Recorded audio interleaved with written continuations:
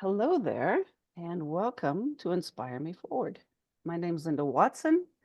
I am your host, as well as the founder of this beautiful and inspiring podcast.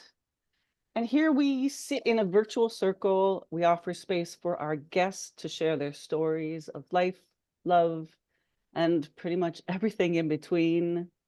We realize that when we're sharing organically, we can create this community, and we really make sure that everyone has a seat at that circle. And we also believe that sharing stories creates a collective connection. And just maybe that one story that person shares is exactly what another person really needs to hear at that exact time. So I would like to introduce my guest for today. This is our 26th episode, and we entitled it, or she entitled it, Creating Joy Daily. And my guest is Pamela L. Maynard, PhD. And Pamela, I'll just give you a minute or so just to introduce yourself briefly and start with that. Well, hello, and thank you for having me today, Linda.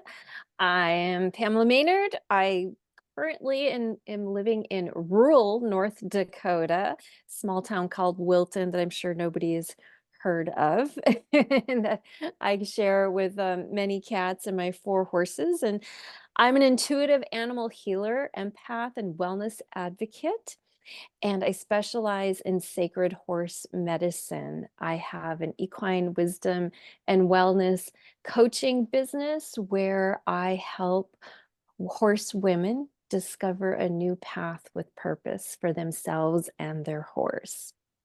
Perfect. And we are going to dig into all of that. So we talked about when you and I connected earlier, or before we always have a pre-conversation, and we really talked about joy. So I've been digging into joy a little bit this week, to just really get a feel for it. And I struggled actually a little bit, not because I didn't feel joy, but to define joy, to on the nose, to define it is, yes, the dictionary does, but it's just so much deeper, and it's so much more. So I was showing Pamela here before, and I had to test some markers and pens earlier. And so I got out a big piece of paper. And for those that are watching this, for those that are not watching and listening, I'm holding up just a big piece of chart paper. And I wrote down, what is joy? And I just used every different color and came up with the million different things that joy is for me. But it came from, it's energetic, it's vibrant, it pops, to it can be soft and it can be gentle. It's something that is heart-based, and it always brings us back to the heart. It's solution based, and I think we'll sort of get into that in a bit. But it's this, it needs to be replenished. It's just not something that's there. It needs to be replenished, and we need to find it. Brené Brown calls it the good mood of the soul.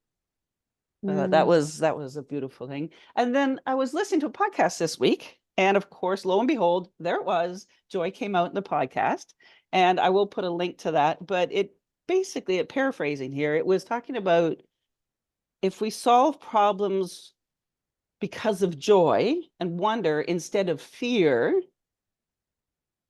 the solutions are going to be more permanent. If we solve problems from fear, we're going to go back into the problems and the challenges. So I just thought that was a beautiful way of, like, if we have this positive, joyful, grateful mindset when we solve problems, they're going to last. And I don't think that's just the world's problem. I think that is personal, and goes internal as well. So I think we'll talk about, and those will come back to us, but I wanted to start just sort of bringing joy into our circle here. And let's start with my first question that I ask everybody, and it's related to kindness. And can you share with us, Pamela, a time when you were the receiver of an act of kindness, be it random or not, but that you were the receiver in act of kindness? Yes. So one of the things that's top of mind for me when you ask that is I remember during COVID, as we know, COVID was a bit challenging for people, and I was not able to work consistently at the time. Um, and the world was just topsy-turvy anyways, as people were transitioning online, et cetera. And I was short on money to pay my cell phone bill with Verizon. And I called and was trying to get them to like change, the due date and stuff. And the guy wasn't super helpful. He's like, I'm sorry, I can't do that, and blah, blah, blah, blah, blah. And I'm just like, all right, whatever. I'm getting prepared for my phone to be, temporarily shut off. And like at the end of the day, I had a $200 credit on my Verizon bill, which was more than what I owed Verizon for that bill that was going to be late. And I have to this day, I have no clue how that happened, who did it. I'm like, nobody knew, but the guy I was talking to in customer service, I don't know if he did some magic on his end, but I will never forget that. It was so beautiful how I guess the universe just came through for me through somebody, somehow, some way. Wow, that's incredible. It speaks to the sometimes we know, sometimes we don't. Hmm. Wow. Wow. That's yeah, maybe you convinced them. Or you don't know. Maybe it I was a don't glitch. know, but it Yeah. was, to Wow. be grateful Yeah, for, the exactly. unknown anyways, right? Wow, Like, that's important. Yeah. Yeah. Oh, I love that. Being grateful for the unknown. Okay. So let's step into your story. I would love to give you the floor now for as long as you wish it, and just share with us who you are, your journey, your story. I feel like my story isn't any different than any other little girl who's always loved horses and, you know, always begged for a pony and loved all of the Walter Farley Black Stallion books. And we always think, or I shouldn't say we, I say we because I follow this podcast, and he shares about people going through mental health stuff, and he always asks the same question, like, tell me where you're from. How were you raised? Where'd you grow up? And they all say, oh, it was normal. And then they go into their stuff, and there was like nothing normal about it, but to them it was normal, right? So Mhm. I didn't know what I didn't know, and grew up on a farm in rural North Dakota, and just, you know, all my life thought my family was just weird and dysfunctional. And when I tried to have that conversation with people, they're like, oh, everybody's family is dysfunctional, and would just kind of like brush it off, right? And it wasn't until I was in my 30s, and I've been in and out of therapy my whole life, where I had a therapist say, you were emotionally abused, right? And I was like, no, but let's talk about that, because something resonated with me around it. And I'm like, great, you told me something, but now what do I do with it? And so I went, Mhm. another 10 years of my life in and out of therapy. And I ended up back on the family farm as a teenager. All I wanted to do was get the heck out of here, right? And horses were my ticket out. And they were a beautiful journey for me. I ended up at Almar Arabians in Tucson, Arizona, one of the largest Arabian horse farms in the country. Basie Tankersley, who is now since passed away, and the Almar has been donated to the university in Arizona, Tucson, Arizona. She was the first person to import Crabbed Arabians from England. And I just was so grateful to be a part of that history that, is kind of dead now. And that just led me to managing a barn in Texas. And it brought me back to my connection in Arizona. And I ended up in Colorado because of the horses. And then, as life has it, 20 years later, I end up back on the family farm. And I thought I was only going to be here temporarily, and that was 12 years ago. And we never know what's going to happen, right? And my dad's cancer came back. And so I spent 7 years helping him go to doctor's appointments. We would drive down to Rochester, Minnesota to go to Mayo Clinic, going to the holistic clinic for vitamin C infusions. And my mother is not very emotionally stable, so that was not something she could do. So I was the one that did all of that and helped on the farm and was still doing my stuff on the side. And I didn't know it was going to take him 7 years to leave the planet. And I was like, okay, now I know why I'm here. I'm here for a reason. Blah blah blah. 20 years from now, I'm not going to look back and have any regrets. And after my dad passed away, the whole dynamics of the family dysfunction shifted, even like to a worse place. And I found myself back in therapy again, not knowing how to navigate this new family dynamic. And I lucked out and I found a therapist who also is a horsewoman, and her husband is a horseman. And she's a trauma trained therapist and was able to diagnose me with complex PTSD. And I was like, finally, my whole life, I'm like, what's wrong with me? What's wrong with me? And she finally was able to tell me, right? Which led me on this beautiful path as a seeker. And, like it's hard to say, people ask, like, what's my story? And it's like, trauma isn't what happened to me. It's not about, those 20 years away from the family farm or the 18 years growing up, right? It's how my body has responded to all these things. And it's about the body not feeling safe. But all along this not feeling safe, the one place I did feel safe was with the animals, and especially the horses, right? And trauma, to a lot of people, we know, is PTSD from the war veterans. If you have a car accident, um, a sexual abuse case, a rape victim. But a lot of people don't talk about the emotional abuse, the neglect, the environment we're raised in, and how it affects our body and our nervous system. So that that is like what happened to me in a nutshell, with going into details, and all along the way having the horses guide me. And once I had this diagnosis, I could say thank you. Now I know, and it was time to surrender to it, right? Instead of seeking, seeking, seeking, it was time for me to surrender and accept it, and to know that I can still love myself and I can still forgive myself for things along the way that I did, because it was just me reacting to the trauma and not knowing how to navigate it. And then to a place of acknowledging it, right? The courage to face it, to get out of bed every day, right? And face the world, even on days I didn't want to, right? Feel the fear, do it anyway. We hear that. Yeah. And sometimes, that was little things, but it was still moving forward, having motion, doing something.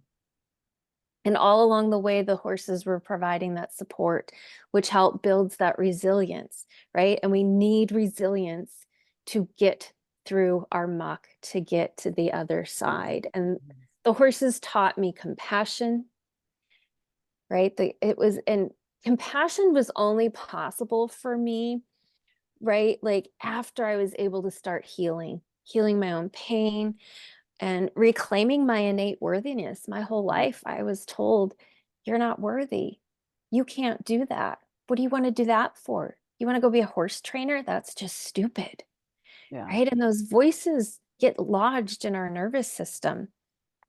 And when I could reclaim that innate worthiness, then I could release the suffering of my abusers. Like people hurt people hurt people. We know that, Yeah. right? And knowing that it's not just from them. And then we have the whole other story about, intergenerational trauma, and it just keeps going back. And I could finally, have this awareness and be like, it stops with me. Mm. right? Yeah. I have no control over my mother or my father or my brothers or my aunt or my uncle or everybody involved in this dysfunctional family, but I could wake up and say it stops with me. Mhm. So this whole journey has been a real catalyst and portal as this more of a spiritual awakening for me, right? It prompted me to question the belief system I was raised in, in a rural American town, very religious family. You're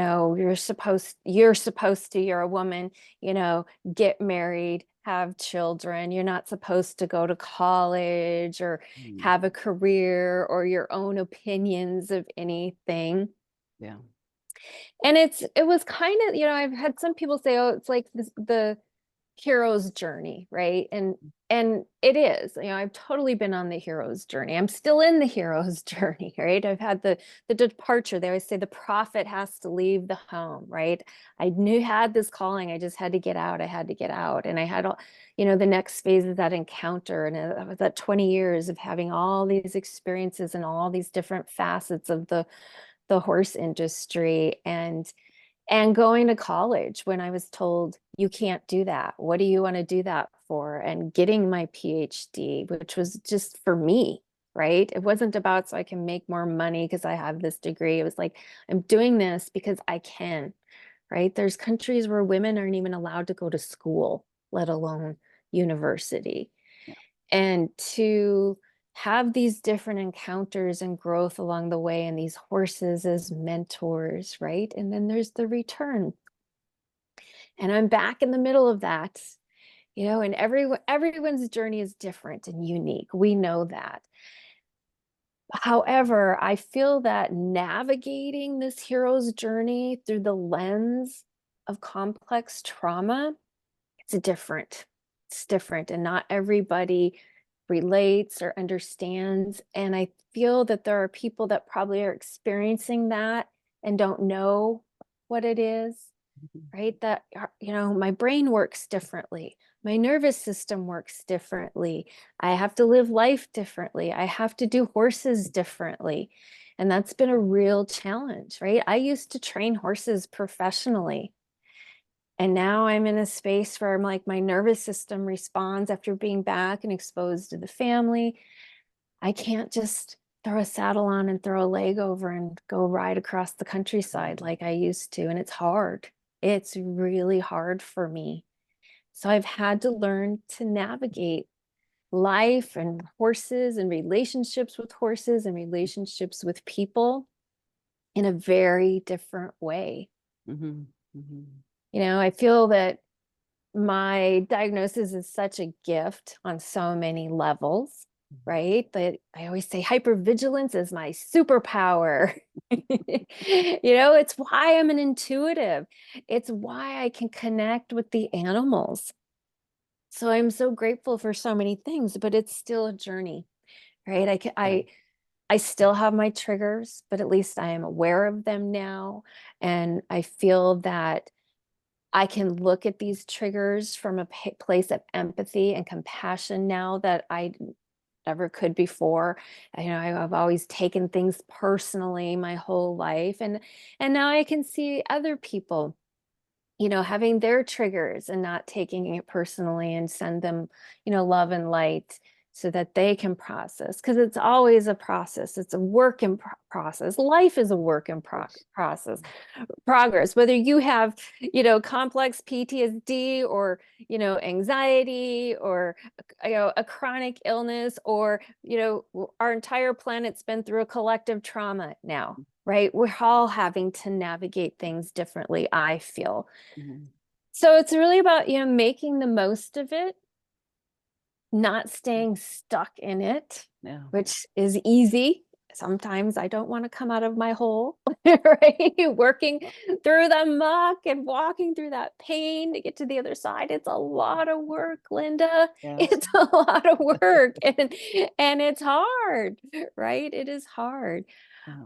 But with the horses to support, not for me to project on them, right? But for them to support and help hold me up as I'm going through that Yeah. muck. is been the biggest part of my story.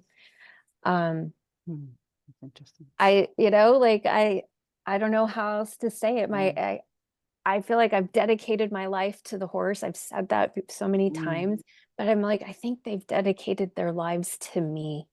You mm. know, Yeah, they, that's beautiful. Yeah, it's not a coincidence that these animals have come into my life. no. Yeah, it's when you were talking about it being hard. I just had this vision of, we often say it's sort of walking through the darkness.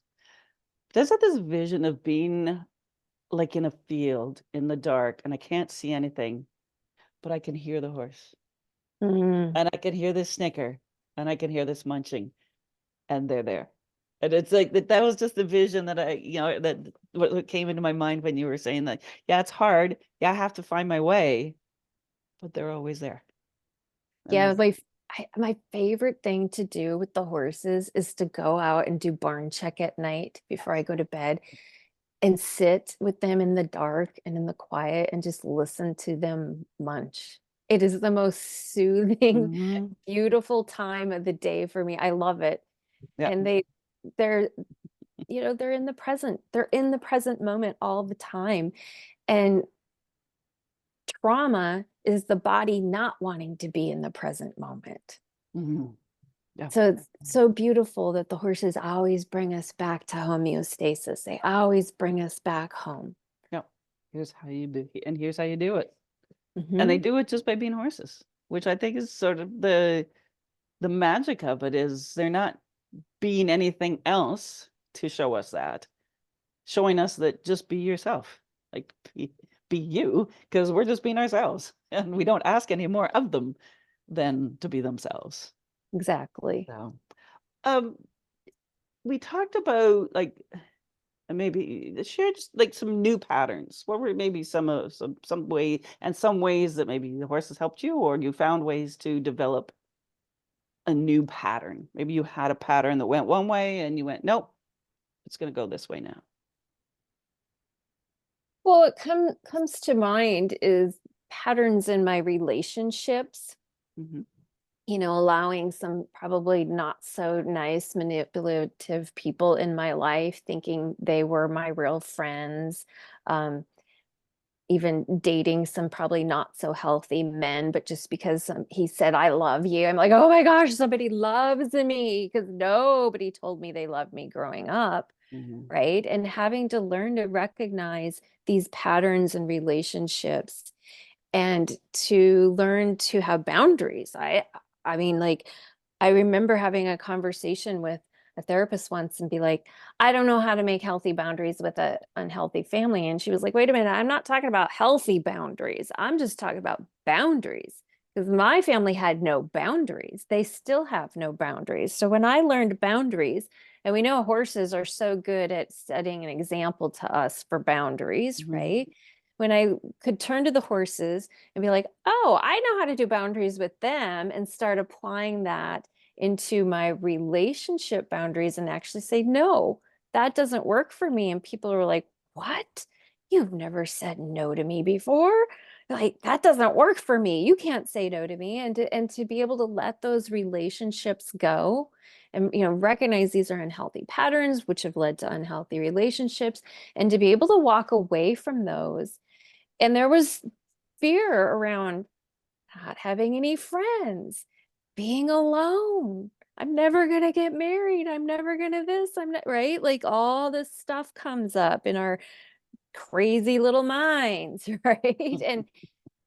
But to stand in my own power and be like, no, I can do this. I can change these patterns. I can change the trajectory of where my life's going. Because if I don't change these patterns, I'm not going to get to the other side, Hmm. right?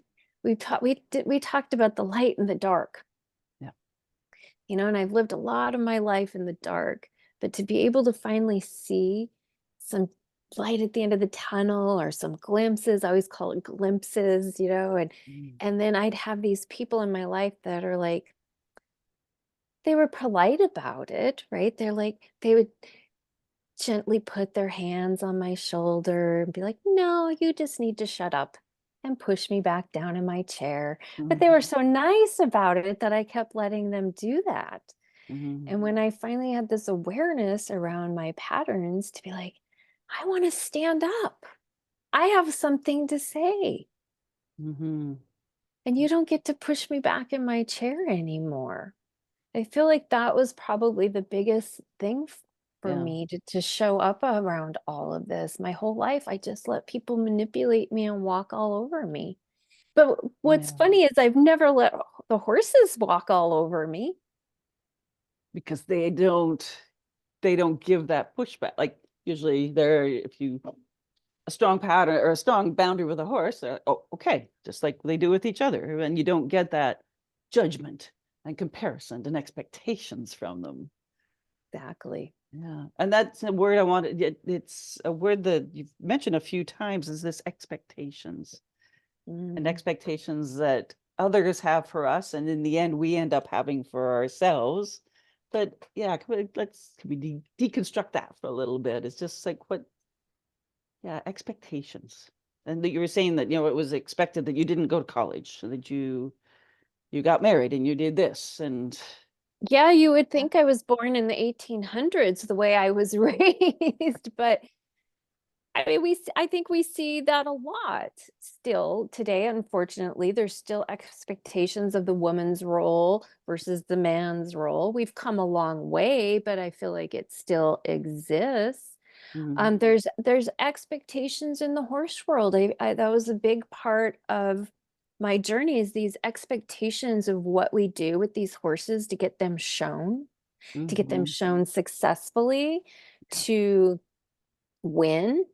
And Mhm. it's not always on the trainer. Like, the owners are putting that pressure on, they were putting it on me, Yep. right? Do whatever it takes. They didn't care. Do Yep. whatever it takes. They wanted to win. And if you don't, they pull the horse and go to another trainer, and that's your livelihood, and you have to feed yourself and feed your other Absolutely. animals Yeah. and pay rent, Yeah. right? Like, there were huge expectations Yeah. around that. That was a big part of my transitioning out of the show world. Like, Mhm. not just the expectations on me, but these expectations on these animals to just be little machines, like, and just do what we train you to do, no questions asked, kind of like how I was raised. Exactly. What a mirror there, eh? Yeah. Mm-hmm. Yeah. No, I hear you. I hear you. And but there comes a time, I know for me, it's similar um path with the horses is came a time where I was like, no, or there came a limit, and it was just like every fiber in me was saying, no, this isn't right. This isn't right. No, no, I'm not going to do it that way. And Yeah, pulling I back and yeah. I can relate. Yeah, Mhm. every fiber in my being was like, this is not okay. Yeah. I will never forget, I was working in Scottsdale, Arizona, at this big, beautiful barn. There were three trainers out of this facility, a hunter jumper trainer, a dressage trainer, and an Arabian horse trainer. And I was working for the Arab trainer. And I'll never forget, the owners of this bay mare showed up and were like, hey, we wanted to see you ride the horse. Can you pull her out? Like to see her go. And that trainer looked at them point blank and was like, ah, man, sorry, I just got off of her and we just put her away. And I swear my jaw had to drop to the ground. I know, I was like standing there like with the most awe look on my face. And I'm like, he's never even been on the horse. Like, he's never rode this horse ever. We had another assistant trainer. It was in her string of horses, and the horse hadn't even been out of the round pen. And these owners were paying for this horse to go to the regional show, which was big bucks. She was entered in the futurities. And we took her to that show, and she'd never been out of the round pen. He had no intention of ever showing that horse, but he took their money. Yeah. He did show her halter, but did not show her under saddle. We got back from the show, that mare left the barn. The owners pulled her, and Yeah. it didn't seem to bother him a bit. And I was like, for all the dysfunction I was raised in, my parents did not raise me to be a liar. And I thought to myself, do I have to point blank lie to people to make a living in this industry Yeah. and like drug these horses to get them shown? Like, this is not okay. No part of this is okay for human or Yeah. horse. Yeah. Yeah. It's a very dysfunctional system, as is a lot of our systems just for humans. So again, it becomes this mirror. Right. Um, so I think this maybe is a good segue here, because one of the things we talked about before was your connections away from the external. I'd love to dive into that a little bit. Is what do you mean by that? And maybe some examples of that. I feel like that goes back to a little bit about, piggybacks on the patterning, right? Yeah. Not letting these other people's voices influence me. You can't do this, you can't do that, you can't go to college, you can't be a horse trainer, you can't make a living in the horse industry. If you're, as long as you have horses, you'll always be horse poor, right? All these voices, and learning to step into my own power, the boundary work, the breaking the patterns, right? That it's all interconnected. Yeah. And then at the end of the day, listening to myself, getting quiet like the horses, being present like the horses, letting my inner guidance guide me, my angels, the universe, nature, right? Nature is so in sync and so perfect the way it is. And then humans come along and screw it up, right? That's what happened to me. We're all born perfect. We're all whole just the way we are. But I feel like those external forces came along and messed me up. Yeah. And to be able to be like, no, no more of that, and take Yeah. my power back. And Mhm. I'm sensing we were talking about it in the horse world, but also in your familial dynamics, that Mhm. you, I guess, came to a point in each of them where, correct me if I'm wrong here, but if that where you went, no, I'm taking my power back. Yes, but it took me longer with the family Yeah. dynamics Yeah. than it did with the horses. Isn't that Understood. interesting? Understood. Yeah. Yeah. Because we're just I always am like, but they're my family. They're the only family I get. This is just the way it is. You have to accept it. Whereas with the horse world, I'm like, I don't have to do this. There's other things I can do. And I did. Mhm. Like when I quit training, I still was involved in the horse industry, just in a different capacity. I worked at a tack shop while I was going to college. When I got my bachelor's in communication study, I went and worked for a horse newspaper, right? So I was still doing horses. I just didn't have to sit there and watch what was going on in the show world point blank in my face and go home every night, being nauseous about it. Yeah. Yeah. Yeah. Understood. Yeah. But when we learn how to live with that with the family, right? That's kind of like all we know. And Yeah. it's taken this journey to have these awarenesses, to go on this hero's journey, to utilize trauma as a spiritual transformation, to have these awakenings and these ahas, and learning about all the interconnectedness around it. Exactly. Yeah. Interesting. So you mentioned something, and it stuck with me since we spoke before, and I really want to dig into this too, is like finding your prayer. And you Hmm. said that before, and it really has stuck with me. So I'd love for you to explain what that is. How did you find your prayer? What is it? The challenges. Yeah, like I just Well, love can I that. share how this Yeah, first came forward for me, of this whole course. concept? So I had this dear, dear artist friend. She passed away a couple years ago. She was a poet up in the Seattle area. Her name was Judith Roche. So she has a couple poetry books published if anybody wants to check Mhm. Amazon out for her books. And she told me one time that and I've had messages many, many times over the years from the universe that I need to write, need to write. And I'm like, nobody cares about my stupid story. Nobody cares about what I think about horses. And she says, you know what? She says, not very many people care about poetry, but some people do.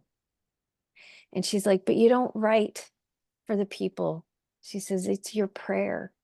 She says, every time I write a poem, it's my prayer to the universe. She says, every time you write a blog post or do a podcast or whatever that is your prayer to the universe, your prayer to the horses.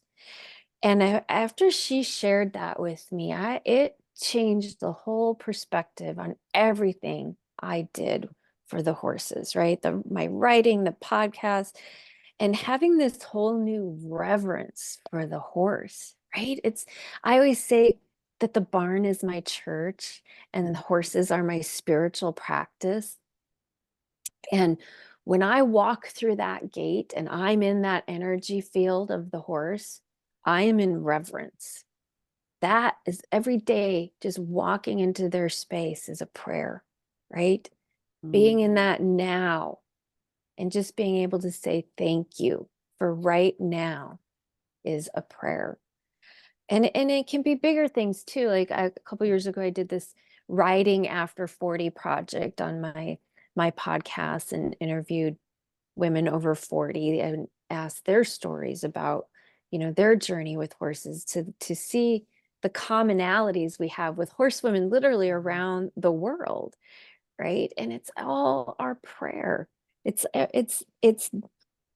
don't know how else to Yeah. say it. It's being in that reverence. It's honoring that human horse connection in every little thing that we do. And you can't be in that space of finding your prayers when you're scrolling through social media, when you're yelling at your kids, when you're, whatever that is. Like one of the things that I don't do that a lot of barns do is have a radio playing. And I don't ever have radio or music in the barn because I want that stillness. Because was it Nelson Mandela that said, in that place of silence is where you find God? Yep. Yep. And it's natural. Like there's no radios out in the 1,000 acres of wild horses. There's nature's Exactly. radio. Nature has a radio, and let it play. Exactly. Exactly. Oh, that's so beautiful. That's I hear that now and again and again, and I've pondered that. Buffy St. Marie quote. I've got a quote from her that says, "I write my songs because they're in me. I don't write them for other." I'm paraphrasing here, but it was like, I don't write them for other people. I don't write them for the audience. I write them because they're inside of me. And I've been, as I'm working on my, this book I'm working on, it's like, I'm not writing for anybody. I'm writing because it's in me and it needs to come out of me. That's right. And that is that space. And there's days when I don't want to necessarily, or I have trouble sort of sinking into that space because there's all these other things to do. But that space of letting that out and sitting with that like it sort of that resonant, that church and that reverence, and it's that space. And almost like when you're saying finding a prayer, it's like finding the space to find the prayer. How do we, Exactly. you've got the horses there, but how do we go, or how do we find that space where we can drop some of that other stuff and sink into our own prayer, find it. I think the word there, finding the prayer. Well, I think I don't want to say work, it's a practice. In the same way you have to practice yoga, practice meditation, practice riding a bike. It's a practice, right? It is not something you just wake up and say, I'm going to do this today, Yeah. right? And it starts with awareness, right? Us even talking about it having that awareness, and being present and grounded and not playing the radio and scrolling through social media all the time. And Mm, it doesn't have to be like, I have people say all the, "Oh, I don't have time. I don't have time for that." mm, Well, you find it in the little moments of the mhm, day. I call it the glimpses, mhm. right? People think, oh, if I want to meditate, I got to sit on a cushion and cross my legs and go, and it's like you can meditate while you're doing the dishes for 10 minutes in the morning. And Exactly, so it's the exactly. same in any part of the day. It's a practice. Mhm, Starts with the awareness, mhm, setting the intention that you're even going to do it, mhm. Yeah, right? yeah, And practice implementing it into the little pieces every day. That's how you find it. yeah. Point. Good point. Yeah, that dedication to that, the dedication to the self. Yes. Yeah, interesting, interesting. Well, then I think this ties us back. Actually, you know what? Before we go to joy, I want to go back to a quote I have from you because I think it's, and it ties right in here because it ties in perfectly. It's, you talked about being inundated with information, yet we're starving for wisdom. And I wrote that down when we Mhm. talked before, and I like, oh, that's such, yeah, what? Well, I can't take full credit from it. I'm sure I heard it somewhere, but it resonated with me enough to, share it. And I think I wrote in my Facebook group a post on it, and you and I talked about it because it's true, right? What is the statistic? Like back in 1940 or 1950 or something, Mm, it took like something like 10 years for our information to double. yep. Oh, Now our information doubles every 24 yep, hours. exactly. Yeah. So we are not at a loss for finding information. Anybody can go Google something, they can go into somebody's Facebook group, and people are more than happy to give information in their opinion, right? Yeah. But is there true wisdom in that? Yeah. No, Like, are we even paying attention and looking for wisdom? exactly. Exactly. Yeah. And that's in those moments, like you say, in your barn, in the barn, in your church, in your, in those moments is where the wisdom's found, in that that external versus internal. Hmm. And that's, Absolutely. yeah, yeah, it's such a beautiful thing. I just, that was profound for me. It's just like, yeah, that's, Well, and I find this is my observation and just mm, my opinion, but I find people are looking, they have to be. If there's so much popularity in social media and all these people are willing to give their opinions or their, not so nice opinions, they're seeking, they're searching. People are searching. They're searching for solutions, they're searching for something, but mm, they're not looking in the right place. yeah, So that's why good we point. keep having more and more and more and more and more Yeah, because they're not getting filled. But when you take that time to fill yourself with wisdom instead of information, you don't have to keep searching all the time. yeah. Mm, I love that. So then let's get to joy because we started with that. Okay. Let's bring ourselves full circle and go back to joy. Creating joy daily. How do you do it? Goes back to those little moments, my glimpses. Yeah. The the one thing that makes I don't even say makes me smile, it makes my heart smile every single day. He's my baby, although he's not a baby anymore. He's a 4-year-old gelding now. But he comes up to me, and he's done this since he was little. I've had him since he was 5 months old. I've never trained him to do this. He just does it. He walks up to me and he lifts his lip and smiles at me. And I'm like, how do you not find joy in that? Mhm, Right? And don't get me wrong, I've transferred it to a queue and he gets treats and he has it figured out for the most part. But I'm like, how can I not reward him? And it's not like I'm, bombarding him with treats. I might give him a little alfalfa pellet that's in my pocket, mhm, but he'll do it even without a treat. Right? It's finding those small little successes, right? Like, I think going back to the whole information thing and stuff, people are always looking for big, grandiose things. And, can I get this thing to go viral or whatever? But it's about celebrating those little small things like, hey, it didn't snow today. It's a good day. Like, finding some joy in that. It's the snuggly kitten that's purring on you and doesn't want you to get out of bed, and taking those extra 5 minutes to snuggle with your cat. It's it's just those little things like listening to the frogs croak in the spring. Mhm. Mhm. I never see them, but I can hear them. Yeah. And Yeah. just to sit and be with that, or like it's still winter where I'm at, and I get so excited when I see like the first like robin or a bird show up, because we have like no birds right now.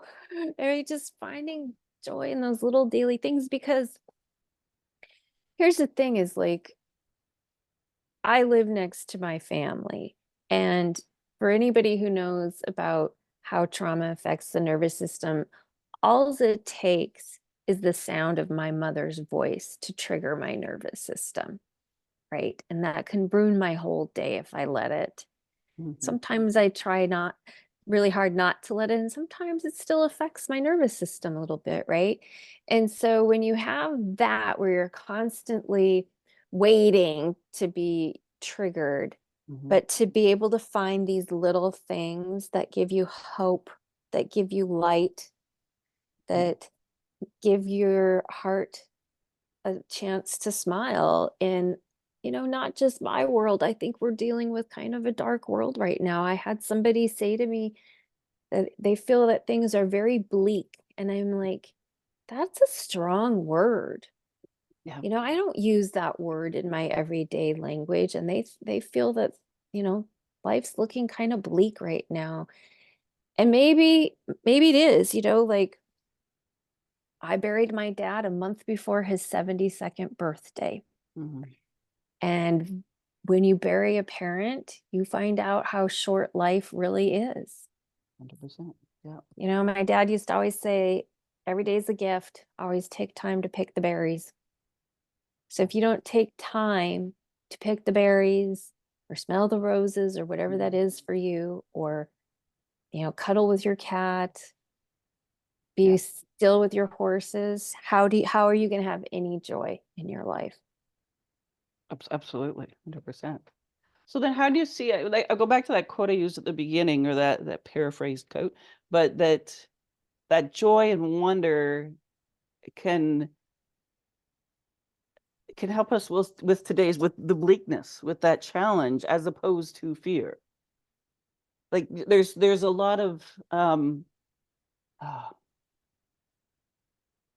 protesting, but a lot of that's done, and that's right. That advocating and all that is absolutely, but is it done from a place of fear? How can we bring this change to from a place of joy and wonder? Well, I've always been taught that faith and fear cannot exist at the same time. Mhm. So you can choose faith or you can choose fear, but you can't choose both. Mm. So when I have that fear creeping up on me, I try to like mash it with faith. And when I say faith, I don't mean God or religion, or it could be that, but faith in, like, for example, I have faith in the supplements that I feed my horses to keep them healthy Mhm. so I don't have to fear colic and illness and, you know, Mhm. things like that. You know, f- Faith in the fact that you were providing a safe space for me today on this recording, so Mhm. I didn't have to have fear of sharing my story. Right? Yeah. Choosing faith over fear. It is a choice. It starts with the Absolutely. awareness. We're Yeah. still human. We still might slip into that place of Mhm. fear, but having faith in something, faith in yourself, faith in whatever that is for you, your poetry, your, Yeah. your best friend, your husband, your horse, having a Mhm. little glimpse of faith in something, I feel is a Yeah. big part of it. I love that. I love that. Yeah. Yeah. And it's sustainable. Faith is sustainable. Fear is, it's healthy. Fear isn't healthy for our body, whereas the faith is rejuvenating, it's replenishing, and it's healthy for our bodies too. Yeah, and fear is such a low vibrating place for us to Mm, live. And we're such, vibrational beings, especially mm, for those of us with the horses, because the horses are such high vibrating, energetic beings. So it's really about being aware of that energy around it and being able to shift your energy. yeah, yeah, that's a good one. Yeah. Wow, we're almost at an hour.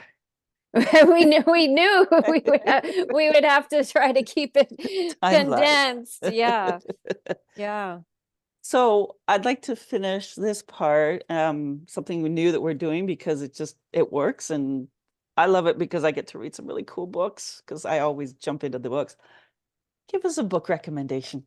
What are you reading right now? What do you suggest right now? What's Right now, I am reading a book that my dear friend Shelley Groom Trevor has just published. It's called The Heart of the Horse: How to Know Them, How to Ride Them, How to Love Them.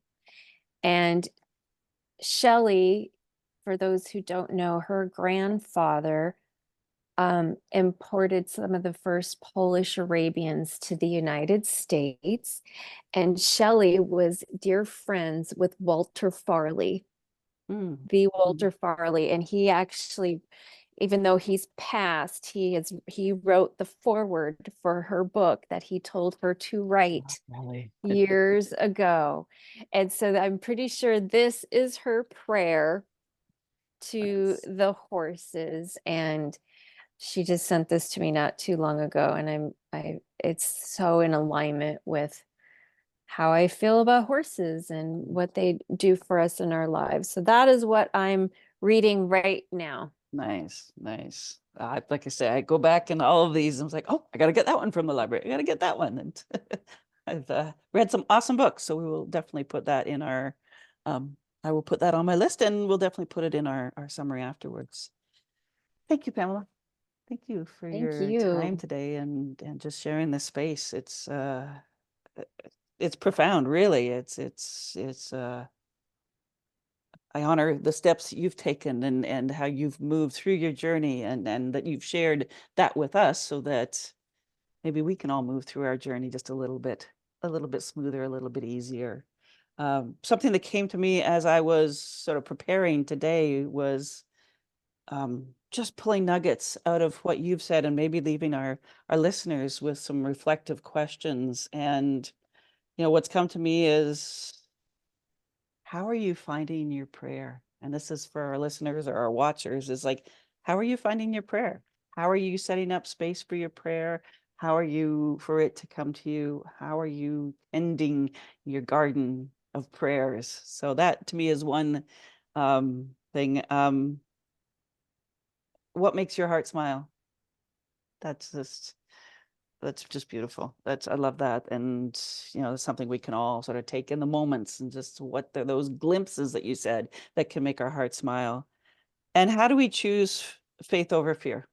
Are we choosing faith over fear? So I'd love to, like I say, I'll leave those questions with our listeners that maybe those are some things we can reflect on moving forward. And with that, thank you, Pamela. Thank you for being here Thank today. you. Thank you for sharing with us. And I will, with that, close our virtual circle for this episode. Thank you all for sharing this space with us, whether you're here now with us or whether you are listening to this in the future. We always ask that you share it forward because we just never know who needs to hear these words. And we often find people that just pop in and go, ah, I didn't know I was even going to listen to this. And I needed to hear these words so very much. So we really ask that you do share these episodes forward. And, you know, the courage it takes somebody to share their own story just might be the very thing another human needs to open their heart for a brighter tomorrow for themselves. So thank you for having that courage to come forward and share with us. I so enjoyed it, and my heart is smiling. My heart is Mm, smiling. mine So too. awesome. And with that, it is a wrap for episode 26. My name is Linda Watson, and I look forward to seeing or hearing you again on episode 27, and we'll have more information for that with that soon. And with that, take care.